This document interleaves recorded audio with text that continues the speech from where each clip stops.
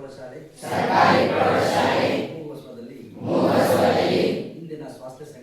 ಇಂದಿನ ಸ್ವಾಸ್ಥ್ಯ ಸಂಕಲ್ಪ ಕಾರ್ಯಕ್ರಮದಲ್ಲಿ ಸಂಪೂರ್ಣವಾಗಿ ಮಾಹಿತಿಯನ್ನು ಪಡೆದಿದ್ದು ನಾನು ಜೀವನದಲ್ಲಿ ಅಳವಡಿಸಿಕೊಂಡು ಹಾಗೂ ನನ್ನ ಸುತ್ತಮುತ್ತಲಿನ ವಾತಾವರಣದಲ್ಲಿಯೂ ಕೂಡ ಅಳವಡಿಸಿಕೊಂಡು ದುಶ್ಚಟಗಳ ವಿರುದ್ಧ ಹೋರಾಟ ಮಾಡಿ ನಾನು ಸಂಪೂರ್ಣವಾಗಿ ಯಶಸ್ವಿ ಆಗುತ್ತೇನೆ. ದುಶ್ಚಟಗಳನ್ನು